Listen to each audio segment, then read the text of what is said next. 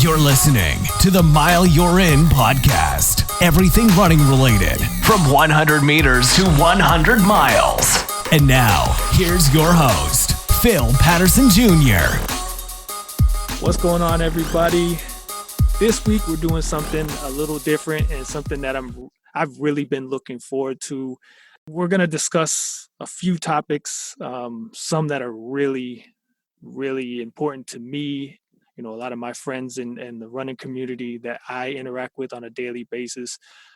You know, I know it's crazy right now with everything that's going on, and you're just seeing so much division everywhere that I think it's nice for us to remember that there's a lot of good in this world, and there's a lot of people that are trying to make positive changes, and that everything we see and hear may seem negative, but there's a lot of positivity out there. So I wanted to kind of embrace that message and keep lifting that up, so we're not so constantly brought down by such negativity and stress and depression. I look at my social media on a daily basis. Even this morning, some of my friends, and you know, they see what I'm going through and what I've overcome and all those battles. And sometimes I wonder why they don't reach out, knowing what I've been through and what I could possibly say or do to help them. But that's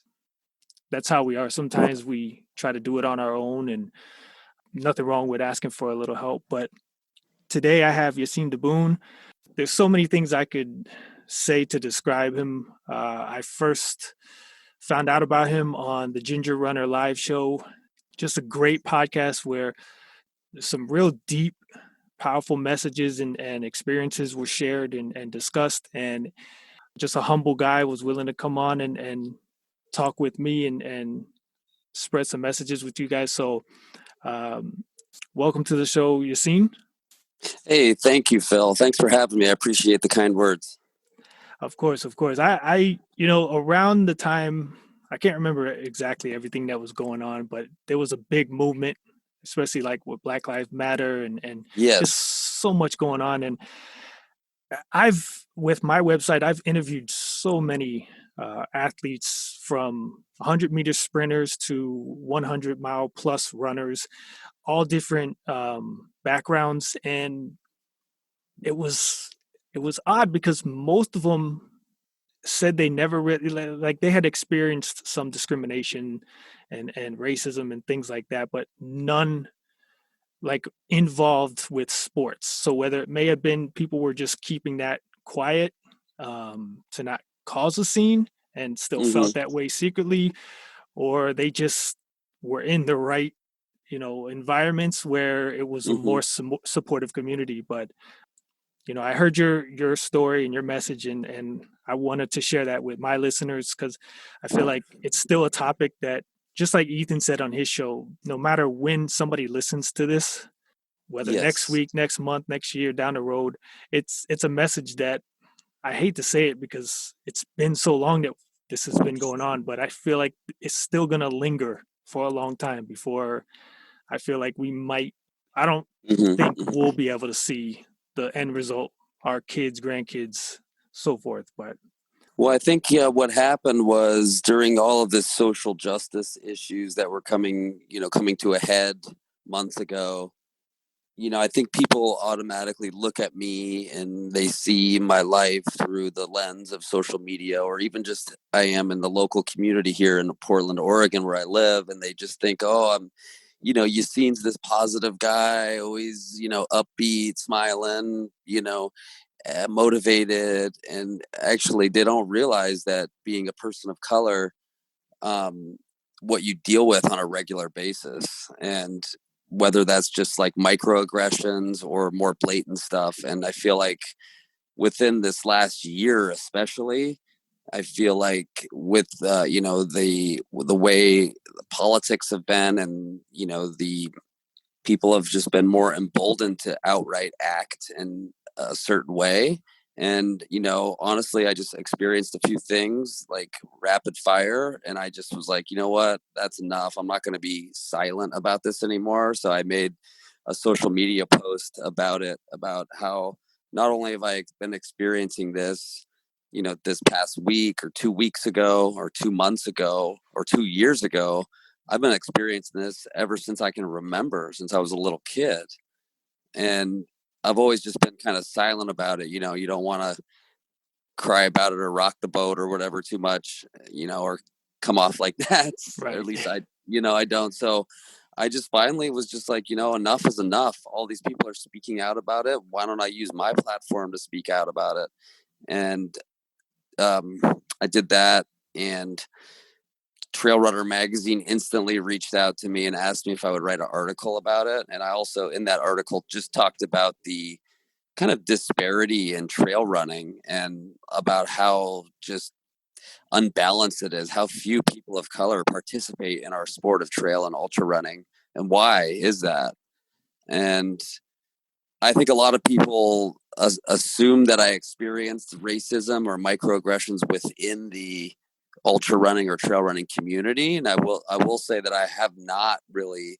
One of the things I really have been attracted to about the community in the sport is the opposite, is like, the camaraderie and the supportiveness of this community.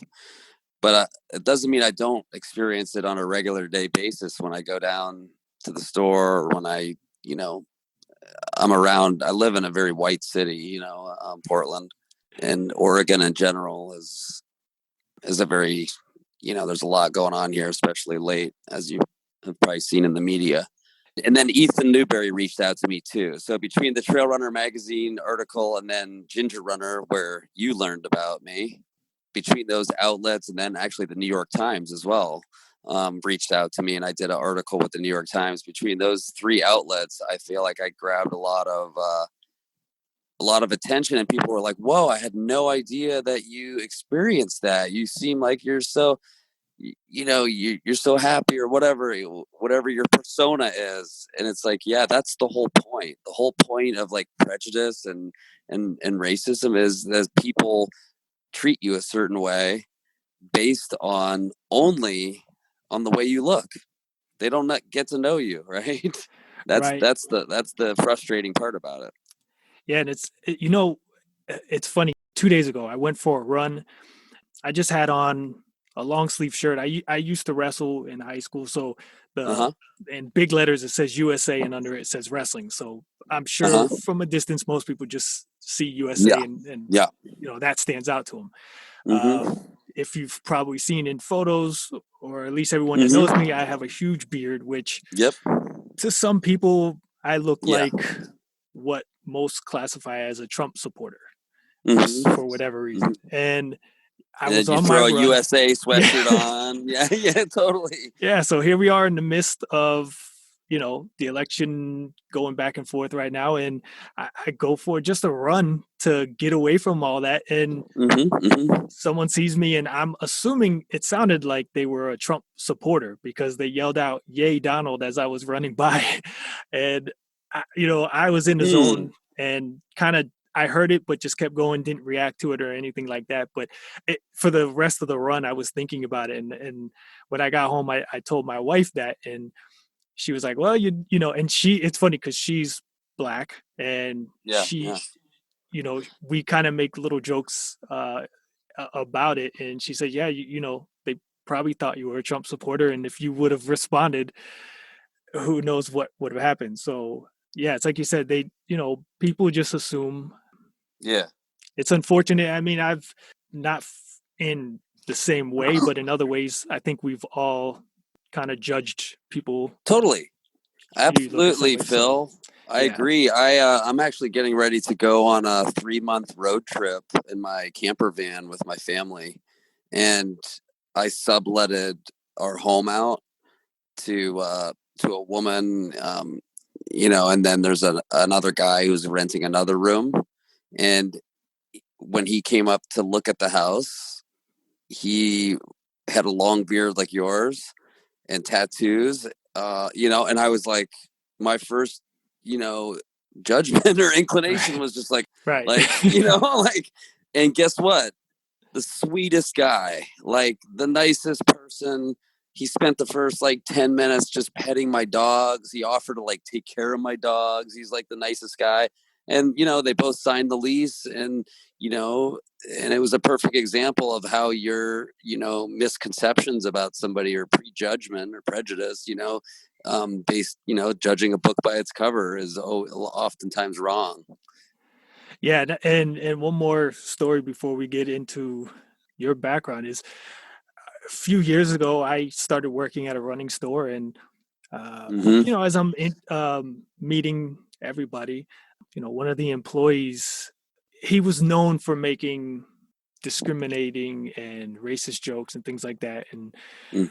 everyone kind of just, they were like, "That's who he is," whatever. They kind of just went with it because he never really would go like with the words. He wouldn't be Uh-huh. too harsh, but the message was there. Like he'd find Yeah, yeah. ways to make it like a soft insult or a joke. And not knowing me or anything about me, customers or whoever would be there, he would make jokes, and a lot of them were towards black people. And the whole Huh. time, like, I'm so used to it that I've grown up around so much racism. For me, I just brushed it off. But finally, somebody was like, "Aren't you going to tell him that your wife is black?" And for me, it was like, you know what? I've dealt with this. I don't care. Like, unless he says something specifically about her or me, then I might say something, but I don't care. And somebody finally spoke up on my behalf, and he came to me and was apologetic. And you Mm-hmm. know, I try to put things aside. So to this day, I would say we are to a point friends, but it definitely, is one of those relationships where it's like you only go so far with a person because you know how they really feel deep down. So it's like, Mm-hmm. so yeah, I get it. But, leading with that, if you could start with just kind of introducing your background, your family, your Mm-hmm. where you're from, like what you grew up, the environment, the atmosphere, the times. Yeah, sure. So I grew up in the early 80s in northwestern Pennsylvania, a city called Erie, Pennsylvania, which at the time was the third biggest city in the state behind Philadelphia and Pittsburgh.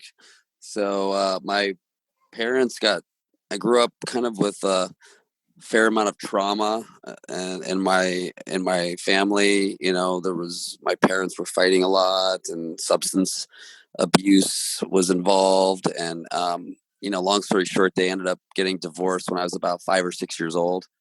And so my mom was trying to raise three kids by herself. I was, 6, my brother was 4, and my sister was like 2. I don't know, still don't know. I mean, as you know, as a parent right now, and Right. I know for me as a parent, I think like, how the hell did she do that? But Yeah, one is enough for me. I'm done. right, right.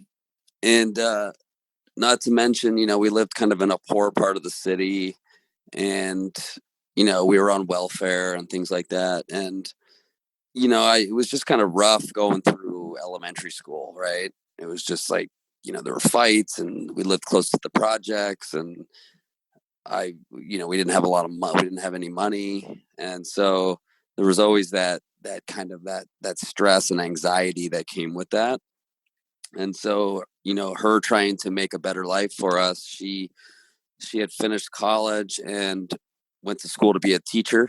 And they had this program, a loan forgiveness program, where if she would move to this rural part of Pennsylvania to be a teacher where they needed her, that they would forgive her loans, meaning that she wouldn't have to pay them back. So she thought, don't have to pay back these loans, and it's probably a better, safer place to grow up, and trying to make a better life for my family.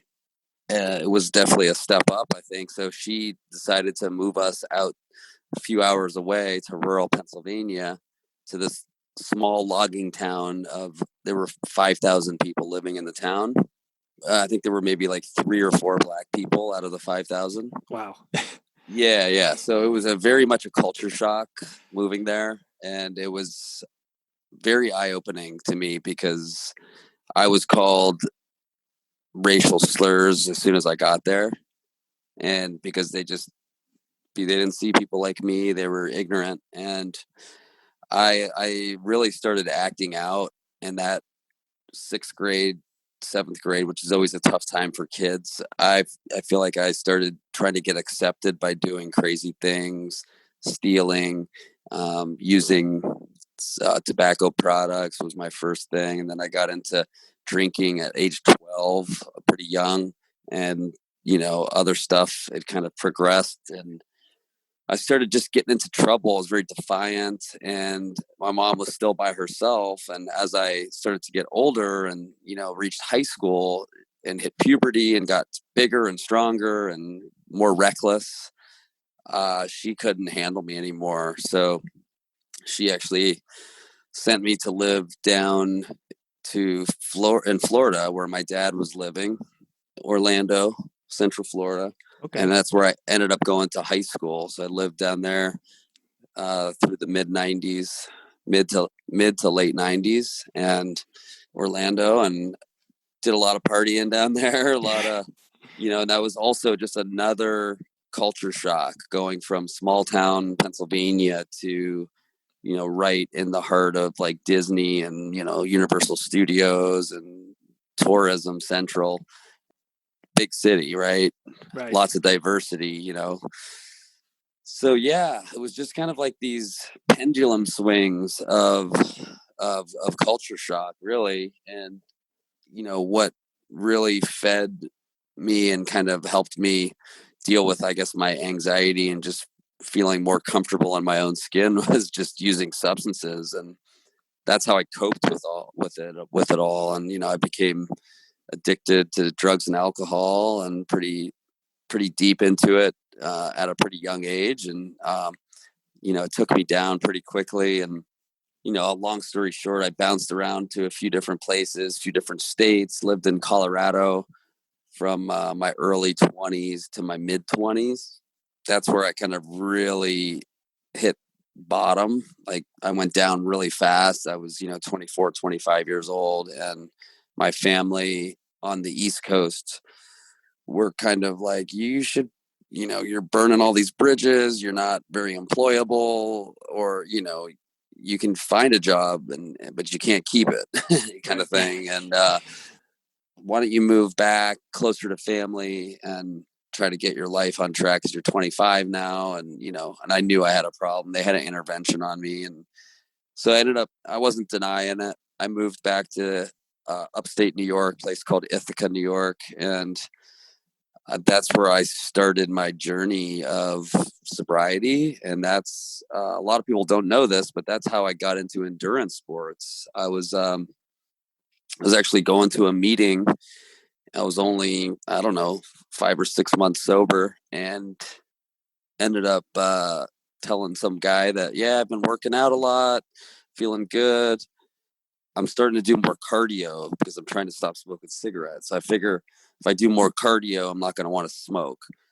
And he goes, oh, you should train for the triathlon and the YMCA, And I was just like, oh, what's that? And he says, swimming, biking, running. And I was like, huh, okay. He's like, yeah, I got a bike you could borrow. I was like, no way. Cool. Okay. Yeah, that sounds pretty intense. I like that. So I started training for this triathlon, and that's kind of where I caught the bug for endurance sports. I finished that first triathlon. I had a massive headache when I finished. I just pushed myself so hard.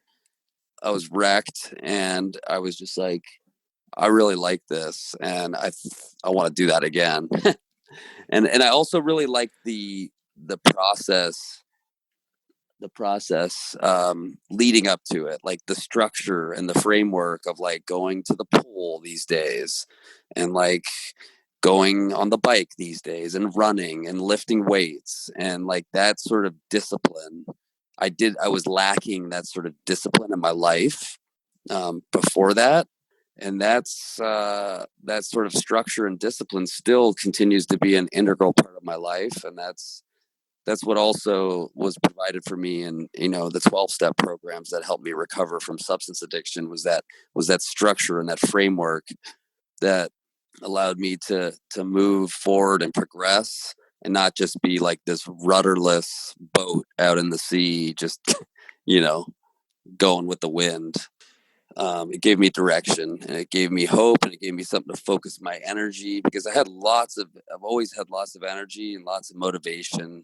I just was in the wrong, it needed to be steered in the right direction. Right. Now, Yeah. did you just jump right into a full on Ironman, or was it like a sprint distance, like a shorter?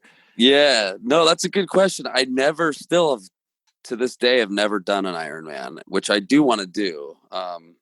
Normally that is my style, to jump in like jump in like that, but I did not. I did just sprint and Olympic distance.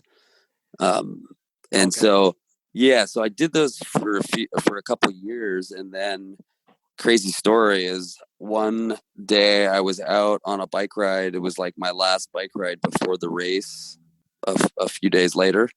And I still remember I was just looking out at this lake and thinking like, oh man, it's so beautiful. I can actually see the lake because there's no leaves on the trees yet. And as soon as I looked back, a minivan was coming, and it just totally swiped me. Oh, And so I got hit by the car, and it was pretty bad. And I had to end up being life flighted to a trauma center wow. in a helicopter.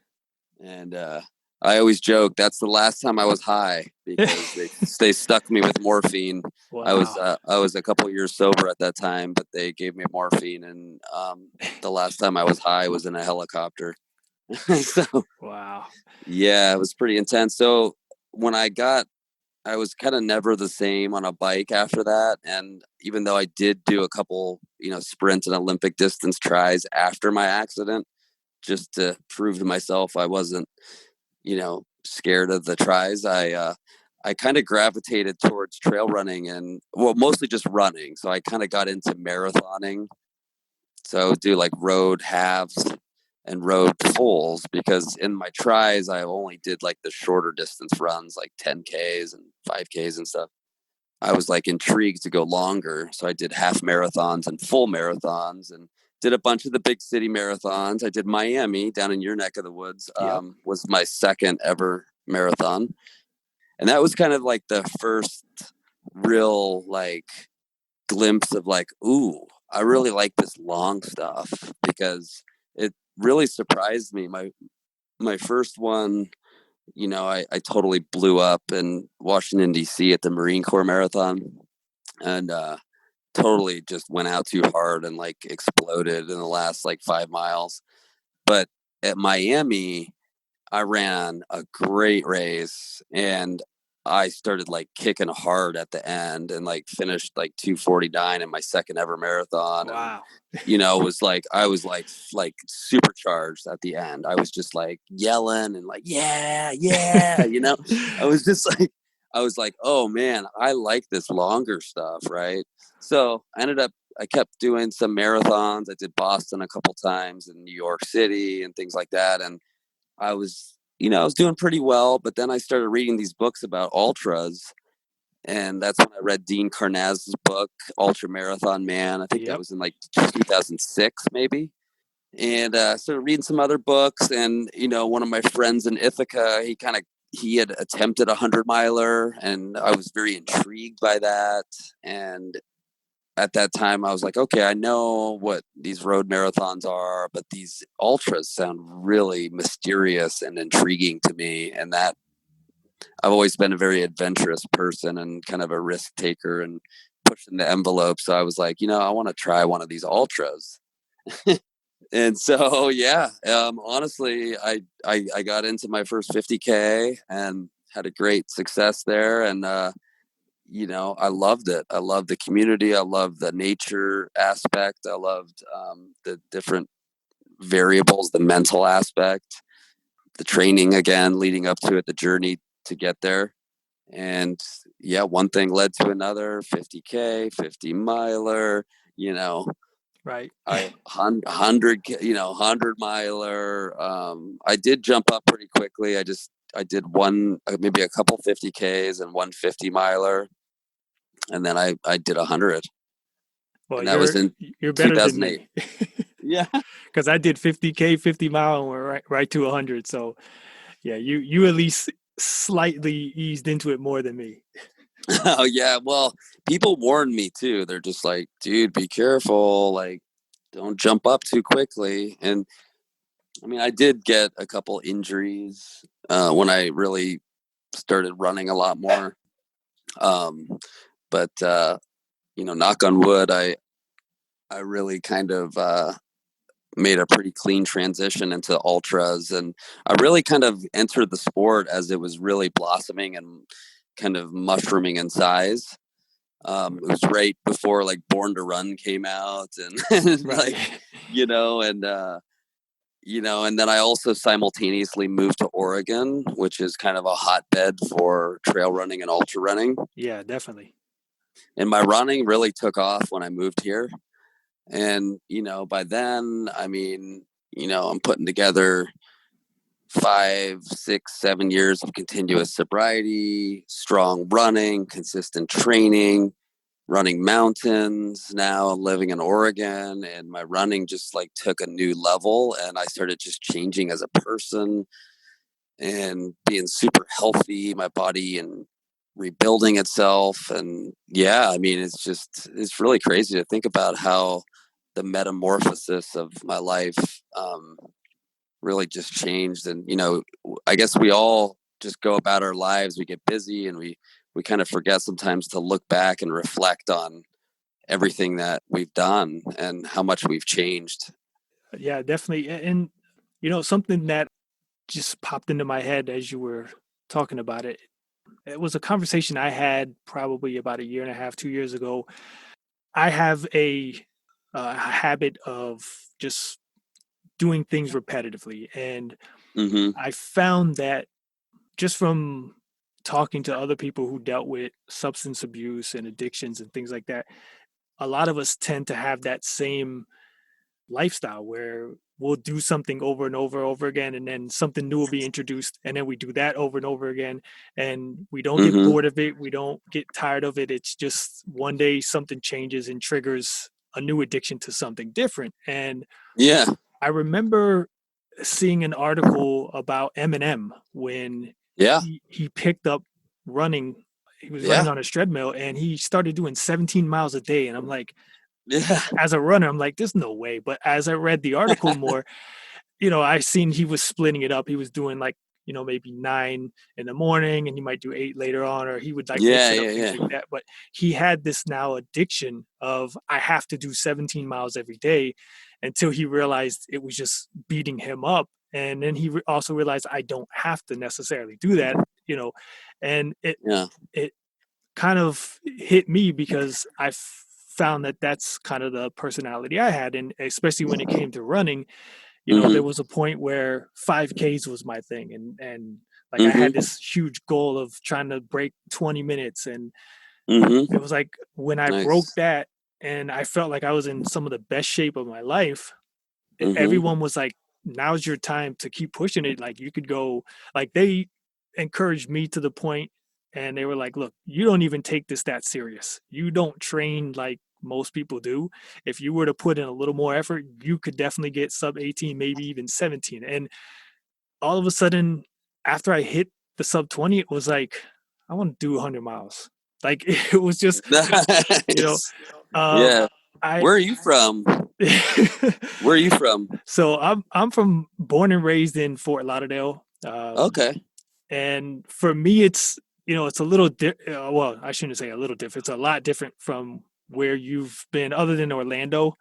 It's pretty Uh-huh. flat, very humid, Right. very boring when it comes to running. There's not much, even if you Very run oppressive. along the beach, you're Yeah. Yeah. mostly blocked by condos, and so you don't really see the beach as much as you might Right. see displayed in movies. Right. You ran Miami, so that's Yeah. Yeah. to be honest, that's the most water that I Mm-hmm. think I've ever seen in a race down here. But Yeah.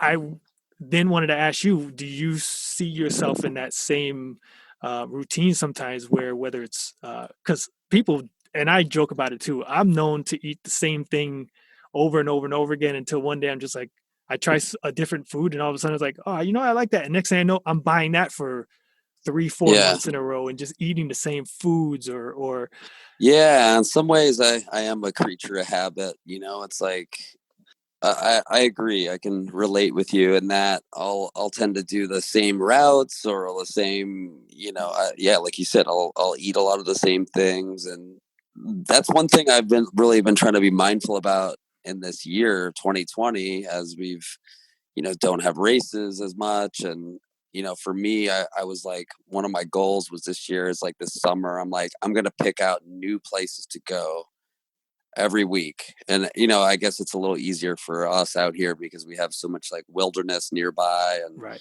mountains and things like that. But I realized, like, God, I run like 2,000 to 3,000 miles a year, and I go to the same places Right. over and over. I'm like, I'm gonna go. There's so many other places out here to go. So that's been a fun thing for my brain this year, is to just like map out these routes and go to these new places and like expand my mind a little bit and check out these new places. It's been great, and there's been a great silver lining in this 2020. And I think there's a lot of correlation that happens this, what has happened this year and what happened with me in my life. For example, I went through a lot of pain to get where I am today.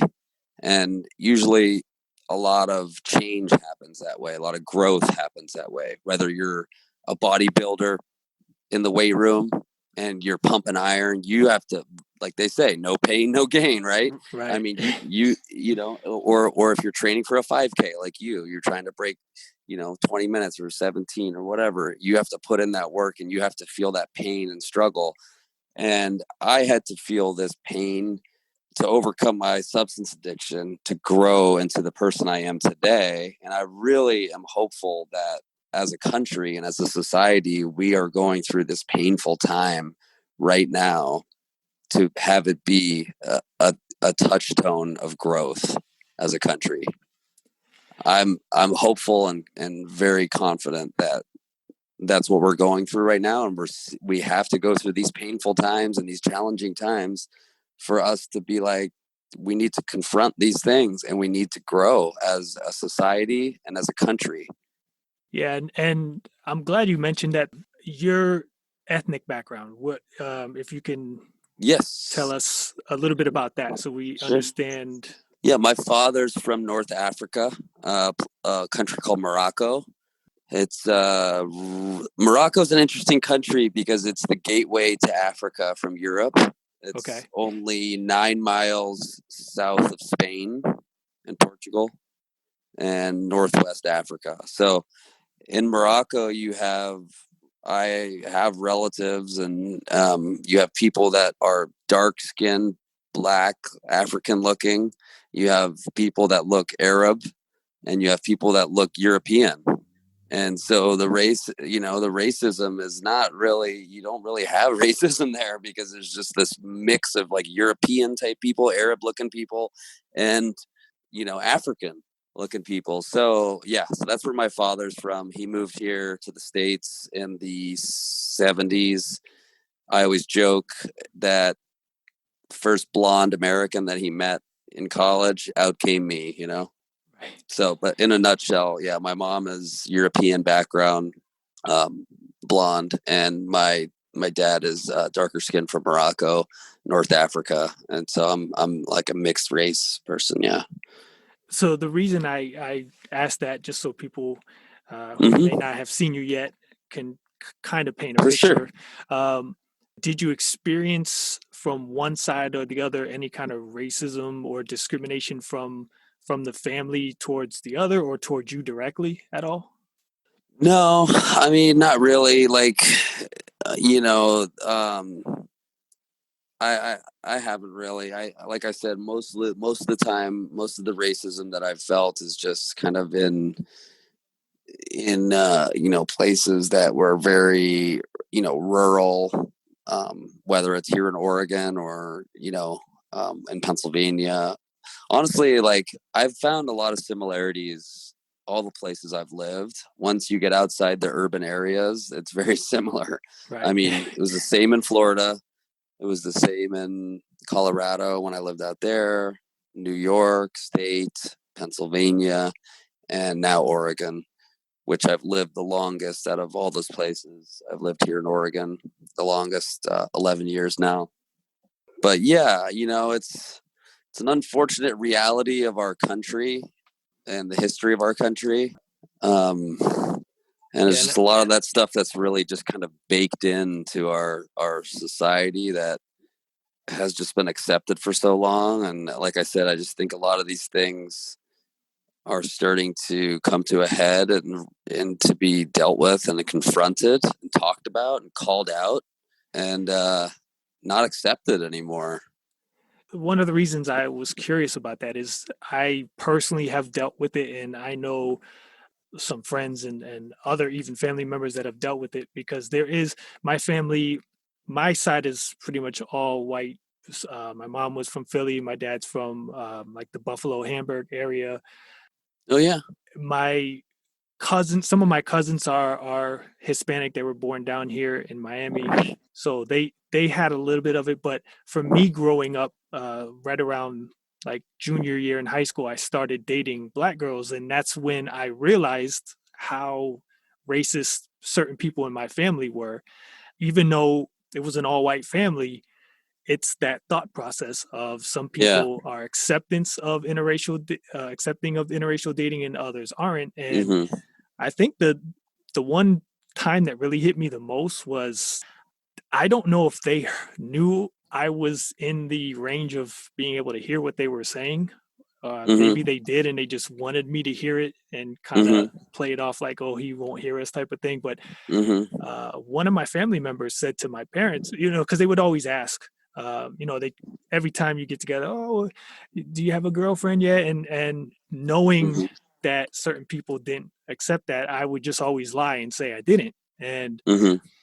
I got up. I remember we were at a Hungry Howie's pizza place, and for those that don't know, they have like a buffet section. So I was getting some pizza from there, and our table was 5, 6 feet away. And I heard the family members say to my parents, I'd rather him come home with a guy than a black woman.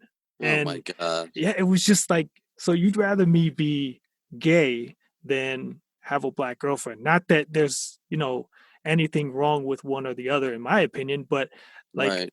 you're now saying that, Yeah, that's so ridiculous. one thing that you don't like is worse than another thing that you don't like. And at Yeah. that point, it caused me to shut down more with interacting with family members. And I feel like you said, now it's gotten to the point where I've become so vocal that I've now kind of, I wouldn't say burned bridges, but I've definitely just removed myself from Mm-hmm. communicating with a lot of people in my family and former friends, because I just, Yeah. Yeah. it's Yeah. You not don't want to worth it anymore. associate with that kind of ideology and mentality. Yeah. I totally agree. I mean, and I'm sure my dad had experienced stuff from my mom's side of the family too. Now that I think more about it, Right. I'm sure, him coming from, North Africa, from Morocco to a white, Catholic family in Pennsylvania. I'm certain that he experienced it. He never really talked about it much with me, but I'm certain he experienced at least some microaggressions towards that. Like you said, it's one of those things now where I think the more we're exposed to it and the more we're becoming brave, I guess you would say, many Yeah. people would look at it, to stand up and say something. Yeah. We're starting to realize more and more true colors of different people, and Yeah. it makes you look back, like you just said, you start looking back at different situations and Hmm. experiences. I've done it where I'm like, I have a flashback of a moment interacting with my parents or someone, and I'm like, you know what? Now I understand that situation more than I did as a kid, because you just don't grasp Right. what's going on. Right. Right. And it's just crazy that a lot of it is so hidden, and Yeah, I know. and then and then you have some that are just so blatantly open about it. So that would be my next question, is like, in or out of the sport. I know you said it's been more out of the sport. What would you Hmm. say are some of the experiences that you had to deal with, and like how did you handle them? Like just to give people an idea of some of the stuff you deal with, because we Oh, don't all deal with the same stuff. yeah. I mean, like some of the stuff I said in the articles, was more of just like, people will say, like in the sport, I guess, like, where are you from? Like, you look, or people will say, you look so fast because, you have a bald head and you're dark skinned and you're skinny, like, you're lean, it's like, where are you from? You're so exotic looking, or people just constantly like mispronounce my name over and over and over again, even when I correct them and Right.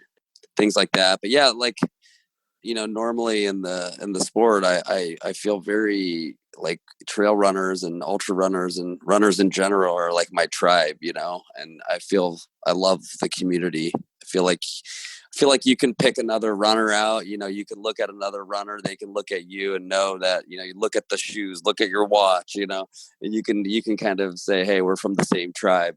But Right. outside of our niche sport, yeah, I mean, I experience stuff on a regular basis, and it sucks, and that's why I became kind of vocal about it. I'm sick of being silent about it, and one example was that I mentioned in one of the articles that I wrote over the last few months is that I was literally parallel parking downtown, and I touched a bumper as I was parallel parking. I mean, that's literally what the bumpers are for, especially when you're in a city and you're parallel parking. And the woman called the cops on me because she felt like I was trying to get away with something, but there was no damage. And it was just very embarrassing because I was meeting with a potential client inside this coffee shop at the table. We're in like mid conversation, and a police officer comes in and interrupts the conversation and asks me to come outside and talk. And it's all because this white woman like was just like wanted to call the cop. I mean, the cop was even like, I would just suggest, exchanging information and let's just go on with our way. And I was angry, I really kind of lost my cool a little bit. I was just like, you're calling the cops about this?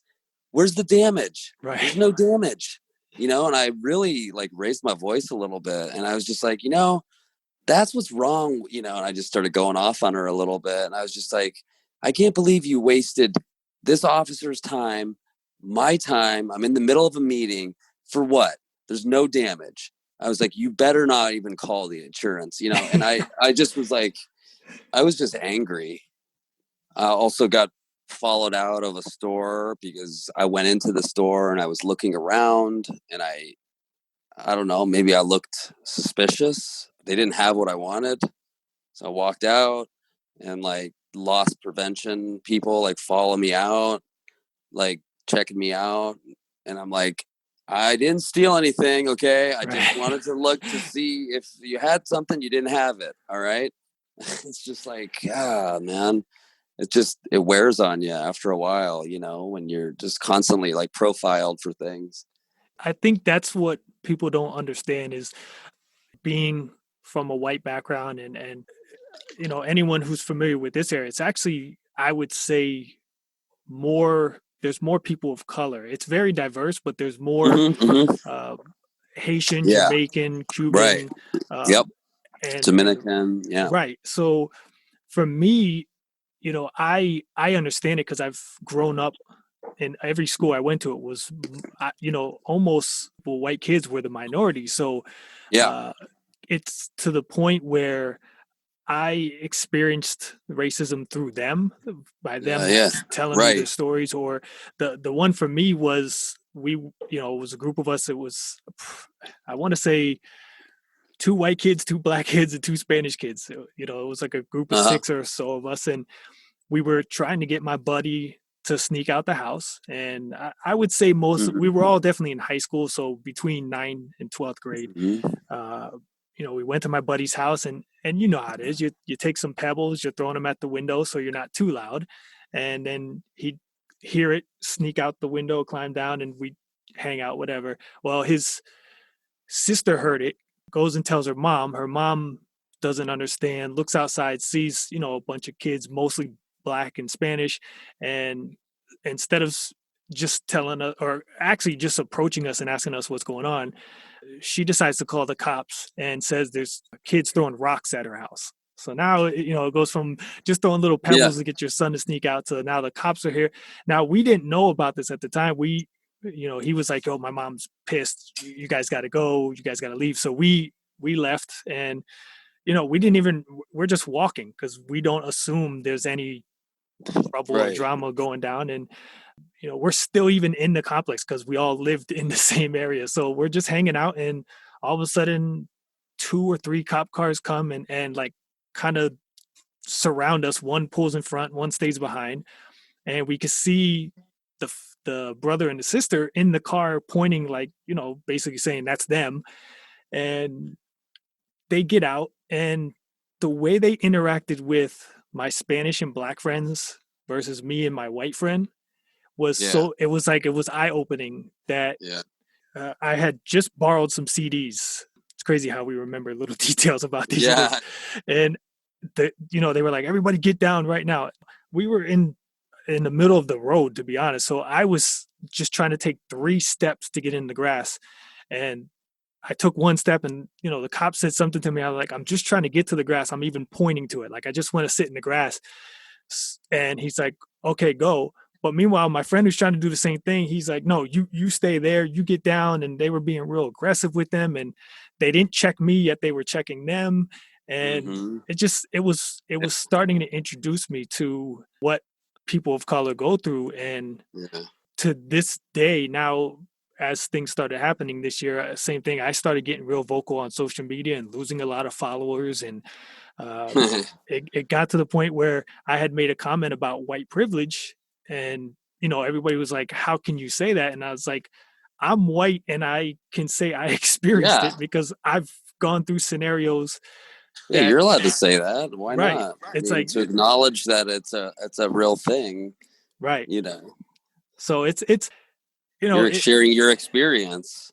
right. And that's what I love, as you mentioned, about the running community is, especially the ultra community, Uh-huh. it's like an escape. You get away from the world because we're doing distances that require, now maybe not you because you're pretty fast, so you're done way faster than someone like me, but you're out there for so many hours that Mm-hmm. you kind of, when you're done and you start checking messages on your phone, you're like, all this happened while I was out there. And Right. we mentioned it before recording, that Uh-huh. the sport, there could be, for example, 200 runners and 5 of them are people of color. Yeah. How, when you first got into the sport, was there any kind of weird feeling about that to you? Like you were Yeah, I worried mean, it was about people? definitely noticeable. Honestly, I just felt like everybody was so cool that it wasn't an issue. It was just like, it's kind of like, I don't know. It wasn't like it was like a golf club or something. You know what I mean? Right. Where I felt like that. It didn't feel like that. It felt like these are just really awesome people, but for some reason, black people are not doing this sport because Right. I mean, I think I have a lot of different theories of why, but I definitely noticed the disparity, but I really didn't obsess about it too much, or I didn't feel like weird vibes about it. I have been interested on how I could try to make a difference in like getting more people of color into the sport of trail running or introducing them. And so I've been really trying, I've been really trying to work and start kids young. So we have some programs, some youth programs here in Portland through my business, Y East Wolfpack, Right. where we have trail running and forest skills camps in the summertime, and we have outdoor after school programs which incorporates hiking and trail running into it on Mondays and Wednesdays, even through COVID-19. And it's been really great. And we've had people kick in donations to provide scholarships for kids that might not be able to afford these programs. And so that was been really a heartfelt moment, especially after going on the Ginger Runner talk, where all these people reached out and offered to pay for slots for these kids to attend camp and to attend the after school youth program. And it really, really meant a lot to me and to these kids, more importantly. Like, some of these kids have no idea that they loved it so much. I had no idea that I would love it so much, So I feel like introducing it and starting them early is the way to go. Like, this can be something that, and then when they also see people like me doing it, it gives them that role model to look up to, right? Right. And, right now they don't see that many people doing it. So they're like, oh, I'm not going to be able to do that. Why would I? That's for white people. I don't see anybody that looks like me that's doing that, So I think that's what needs to change. I mean, a lot of kids of color maybe want to like be a professional baseball player or a football player or a basketball player because they see people that look like them doing that and making loads of money too. But the reality of that is pretty minuscule that they're going to go pro, a sport like, trail running, or an activity like trail running and ultra running is, for me, has been such a more than just a professional sport or a competitive outlet for me. It's actually been a much more than that. It's been like a refuge for me in terms of dealing with oppression and dealing with my substance addiction. And it's a way out to deal with these types of feelings, and to then, other than resorting to violence or drugs or alcohol or other unhealthy things, right? Right. I like that you brought that up because most recently, time is flying by so fast now. I trying to remember. It was September. I was doing another one of my 100-mile races, and I was out on the course. And at some point during the race, people started saying things to me. I can't remember what they were now, but they were saying like, "We're proud of you, keep it up," things like that. And I'm thinking it's all race related because those are things that we say when we're out on the course, especially during ultras. And then I realized that my sister had put up a poster because this was a looped course. Okay. So she had put up a little poster with a couple pictures of me, and it said, when I finish this race, I'll be, I think it was 112 days at that point, but like 100 and something days sober. And Oh, nice. so I realized that's what everyone was talking about up to that point. Oh, Uh, that's so cool. That's yes. awesome, man. So Congratulations. thank you. So it's one of those things where I feel like, just like you mentioned, is once people start to get to know you and they follow you, whether on social media or just seeing you at other races, uh, Yeah. they start introducing you to others, because then next thing I know, I mean, the rest of the race, it was nonstop conversation where people were coming up and saying, "Hey, man, I'm this many years sober," and like we were Yeah, just that's sharing awesome. stories, and I feel like that's what's nice about when you do overcome, whether it's a substance abuse, or you've been in a, let's say, a domestically violent relationship, or dealt with racism, and you've overcome these hurdles, and now you're vocal and people find out about it. Other people are willing to share their stories, and you start opening up that comfort Exactly. level. Right. And I like what you're doing because it made me think of, I'm sure you've heard of Black Girls Run, BGR. Yes. Yeah, so they're really into getting Black women into running, and Awesome. I don't know if this is a national thing or not, but lately, locally, I've been seeing a lot of Black men running, and they're wearing Black Men Run shirts. So they kind of fed Yeah, off of that, and it's nice to see that it people is. are, like you said, this sport. It's not like you look at NASCAR. There's like one or two. Yeah. Black or people of color, Right. like drivers. Hockey, there's a couple. Right. Right. Um, Even the sport of wrestling, it's when I grew up wrestling, there were a handful. It was mostly the American side was mostly white. The other countries, obviously, it's different. Right. But running, when people watch it, like you said, they're just seeing the really fast Kenyan, Ethiopian Yeah, exactly. sprinters, and the Americans were fast, but we're not as fast as them, and they're all real lean. They're all real. Yeah.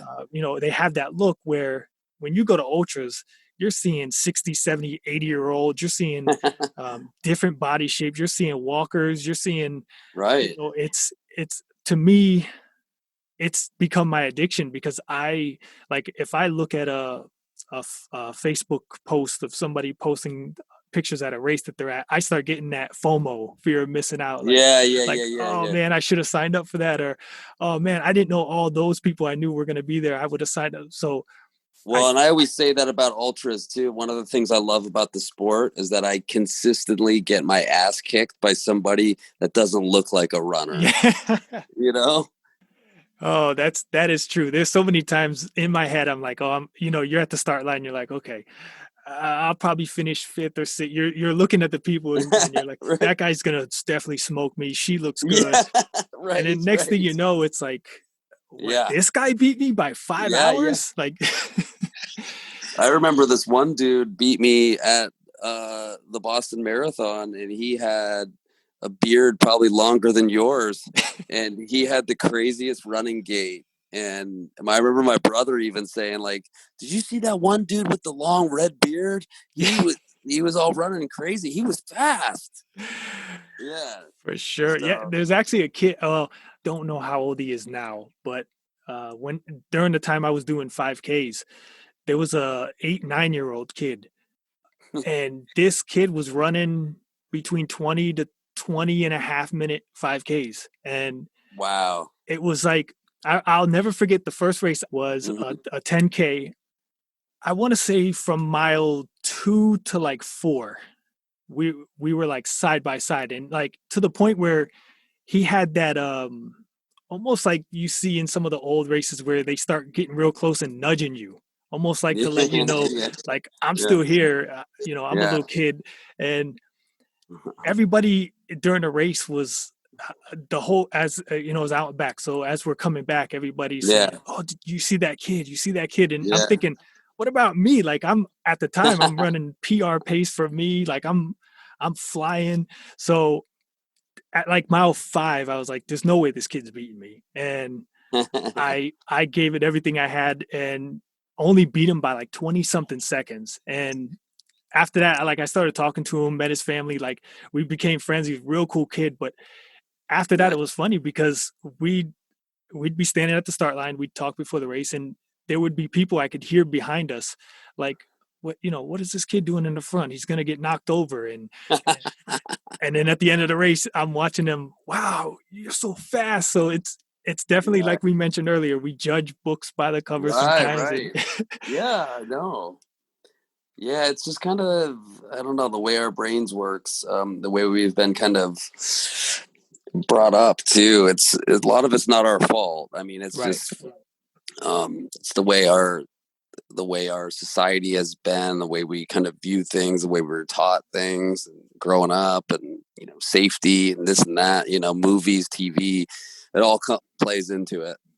very true, very true. And something I'm actually glad that I think the timing was perfect. It was meant to be because I just seen your most recent Instagram post, and I wanted to now talk about it because it's I want to say we're about 2, maybe less than 3 weeks away from it.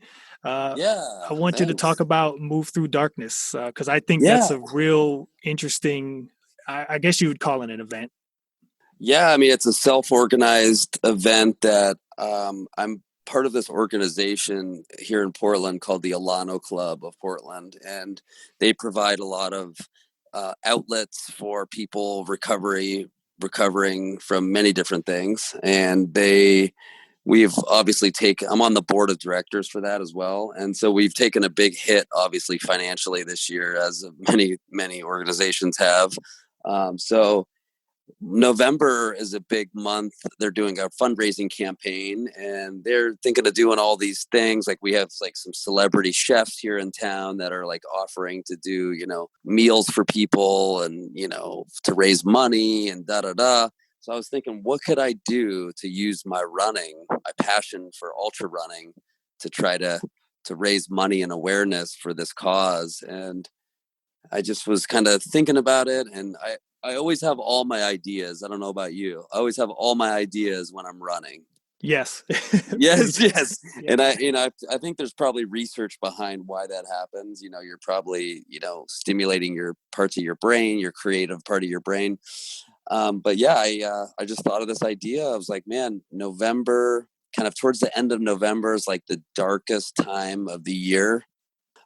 Here it's really dark. We're way up here at the different latitude, and Right. I mean, it gets dark here at like starts getting dark now this time of year at like 4:30. Oh, And yeah, and I also, was kind of playing on the dark times that we're going through, and the dark times that addicts and alcoholics go through, and especially during this time, people that are trying to get through their addiction during these dark times that we're going through as a country. And I just kind of thought of this idea: why don't I use my running as a way to raise money and awareness? And I said, well, I'm going to create this project where at sunset, whatever my iPhone app says the sun sets, I'm going to start my GPS on that at that time, and I'm going to run through the whole evening,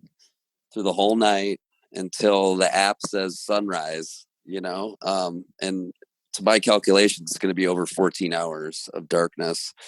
So I encourage people to pledge $1 per mile if they're able to do that.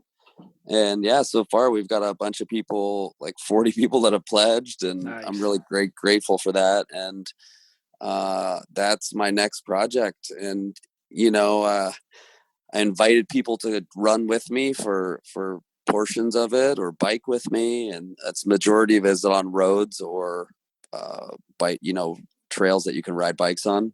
So yeah, that's what I'm doing. That's where I'm focusing my energies on the 21st of this month. Yeah, you can check it out on our website at yeastwolfpack.com, or on my Instagram or Facebook. If you want to kick in, that'd be awesome, but no pressure. Yeah, I'll And definitely I'll put all the links in the show notes oh, and thanks. share. Yeah, Well, definitely. much appreciated. Yeah.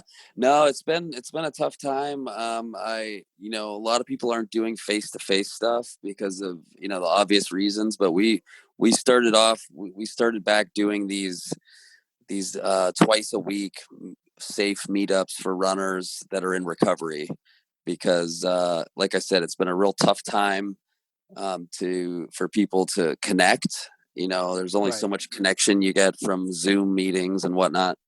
And so we get together tonight. Actually, I gotta get going here soon, because tonight we have a trail run that we do every Friday, happy hour Friday, trail run. And then we do track workouts on Tuesday nights. And that was really spurred on and motivated me to fire those back up this summer, because unfortunately one of my friends who was part of the group took his own life this summer. Oh, And it was super sad, man. It really really shook me up. And I really didn't even see it coming. And I mean, it was just another testament of like the ripple effect that all of this stuff has. It's just, I mean, I was supposed to go running with him, and next thing you know, I was at his vigil at the oh, park. And it was brutal. He was in his 30s and smart, athletic guy, and just everything became too overwhelming, and he was just ready to move on. So I just was adamant about getting these types of things going, despite us having to be safe and social distancing and all that stuff. Like I was just like, you know what? We got to weigh our risk factors here, because it's like people and kids and our, we can't just, this is not sustainable to just keep going the way we are. So we safely get together with the kids on Mondays and Wednesday nights. I do the recovery stuff on Tuesdays and Friday nights. And it just feels good to be doing like meaningful work like this. yeah, for sure. Because that's kind of what, actually I shouldn't even say kind of, it is in a way, as much as I and most of the world is tired of this virus and quarantine. It's what saved my life. because being forced home more caused the addiction to get stronger and the depression to get stronger, and it led me to a very ugly night that since then, I got the help that I needed for so long, and since then I've been sober. I've not dealt with suicidal thoughts, and it's one of those things. I always try to encourage people at this point, like I mentioned in the beginning, that we see other people and we think that won't be us or that can't be us. And if we just are willing to humble ourselves and give getting help a true chance, it's incredible. And for running, I know so many people that have turned to that. I have a good friend who he spread it out he was basically doing 15 hours a day just so his body could recover, but he did 15 hours a day until he hit 368 miles, and he was running it for mental health awareness and for people dealing with addictions. And he lives in the Keys, so now he had a beautiful view the whole time for his run. But it's like what you're doing and like what he did, and so many others that were using, like you said, the platform. Whether you're me and you have a couple hundred followers, or you with thousands, and people that go even further. You see these pro athletes that have millions of followers that are speaking out about different things, and it's just nice to see that we're using the platform. And I know you got to go, so if you had any last message to anybody dealing with or dealt with substance abuse, racism, any of those topics we've discussed, and you wanted to give them some sort of encouragement before we wrap this up, the mic's all yours. Yeah, I would just say, to keep talking about these things, to remember that, it's okay for things to be uncomfortable. And like I said before, it's like a lot of times to grow, you need to experience pain. So embrace these challenging times and these painful times and be hopeful that we're going to get through this. Feed the good wolf, as we like to say. And if you don't know the story of the two wolves, you can Google that. It's a Cherokee legend about the two wolves, and I'll let you go ahead and research that, but it's a good story. It's a good lesson to live by. And also, getting out, it doesn't have to be an ultra marathon. It can be literally walking around the block, getting outside of the park, looking up at the sky, getting fresh air, taking some deep breaths. And, it's real easy to go down these rabbit holes on our computers and on our devices. So I always just recommend just to get some fresh air and connect with nature on a regular basis, and to help kind of get you right-minded. So thanks so much for having me on. Really nice chatting with you. I look forward to continue following you and hope we can meet together in person someday. I have a feeling if that happens, it'll be at a race, and I'll see you for about 2 or 3 minutes at the start line. You'll be gone. But I appreciate you coming on and talking about this. And for anyone listening, again, I'm going to put all his links, all his information in the show notes so you guys can follow him and reach out to him, because it was the Ginger Runner, Ethan Newberry, who mentioned it in his show, how open to conversation Yassine is. And it's what gave me the confidence to reach out to him. And I look forward to following you on your journey, and I will definitely be supporting for the Move Through Darkness. Thank you so much, Phil. Really appreciate that. Of course, and that takes a lot, because I'm not a guy who likes to donate. But when I see messages, no pressure to donate, but I really appreciate you even just having me on and talking about these important issues and just spreading the word about it. No, it's one of those things that I look back and I feel like there's so many things I waste money and throw money at. There's so many better things I could do with my money. And right. This conversation here is motivated me even more to not be so stingy and support a great movement. So again, thank you. Of course. So for everyone listening, check the show notes for his links. I appreciate all the support as always. And like I always say, especially during these times, just keep grinding those lows and riding those highs. Oh, awesome. Thank you so much. Have a great weekend. You too, man. All right, buddy. Thanks for listening to the Mile You're In podcast. If you enjoyed it, make sure to like, share, and subscribe. Check out previous episodes and more at heelstriker954.com.